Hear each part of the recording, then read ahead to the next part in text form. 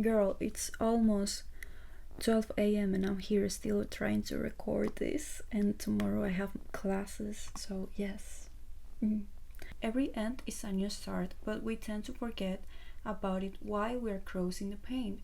Wrecked by the loss, we focus on what we left behind, on the grief of a broken dream. It's difficult to concentrate on what's coming for us because the present hurt has hell, so we tend to see the future as an announcement of more sorrow.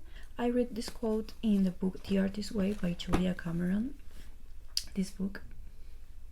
So this quote actually really touched me. I think many people don't recognize that failed dreams hurt just as much as other kind of losses or whatever. So I know this will resonate deeply with any type of creative musicians and actors, actresses, filmmakers, writers. Cameron talks about the need to acknowledge and mourn creative losses, for example, projects that fail, dreams that were abandoned, or opportunities that actually never happened. She writes that when we don't properly mourn these things, they linger as secret losses that actually block creative growth.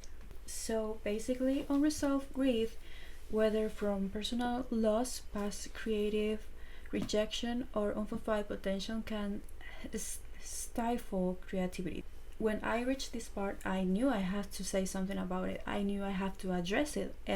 Girl, she says, there's another quote, and she says, pain that is not channeled constructively quickly turns into a heart of lead. And I was like, damn, like, because I felt so dead inside for so long. I mean, like, something was happening to me, but I wasn't really there. I was very, very empty, very disconnected from myself. So there's no way this isn't true. That's it. For an instance, I felt like I have to be my own mother and take care of the traumatized child, of the traumatized artist child inside of me. I'm not gonna lie. Thanks, Julia. God bless you, because for you now I recognize me, I recognize myself, I recognize my pain, I acknowledge of the shit I went through, and I can acknowledge me. That's it, girl, period. That's all that matters to me now. This is the hardest. A few months ago, I made a list of 20 of the 20 biggest losses of my life, because last year I was 20-year old, and I found the paper where I wrote it like 3 days ago, which is amazing. Call it synchronicity or whatever. I'm not going to read all of them because, girl, this is too personal. Like, I'm going to point out the most relevant ones, not because I want to expose me, but because I want to show you how I did it, so you can do it too, girl. Number one, leaving my country and city of birth due to a severe economic crisis and leaving behind my friends and family. And number two, not having a properly relationship with my mother, not having a mother figure in that way. Number three, having the opportunity to study personal and corporate image consulting, despite my love for stylish and fashion.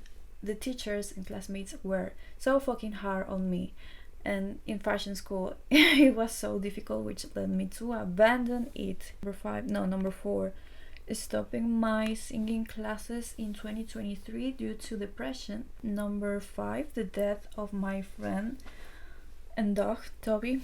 And number six is like my childhood ballet school having to close due to the economic crisis we were living in my country. So yes. Until one day I realized that I don't want this to be my ending. Like, this doesn't have to end here. And making this list actually helped me to understand so many things about myself, which led me to the next point, is how to manage grief. How did I manage the grief? In The Artist's Way, because I love this book, Julia talks about a very interesting exercise called gain disguise as losses, and basically you ask yourself, like, in any way, how can this benefit me, how can this contribute me, my life, and myself, my work, or whatever. And there's another quote that she says that I really like. It's that to catch the ball, you really have to want to catch the ball. And then she adds, stop complaining about how bad the cores are on the balls being thrown at you. You have to stretch yourself, really try to reach what you want. That's what she is trying to say. That's obviously, this is not new to anyone. Like, the trick is to learning how to transform the pain. Actually, the conclusion, I can say, like, I used to think grief was something I have to get over. It was something to be ashamed of. I don't think so. Like, I think now maybe the story isn't about the loss itself, but about who we become after the loss.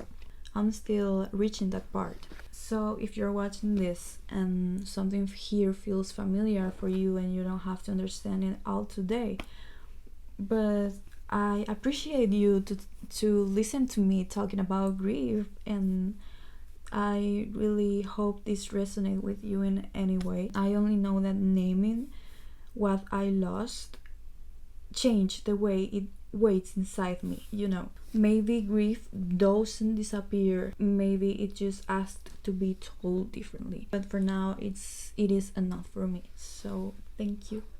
I'm Sisi.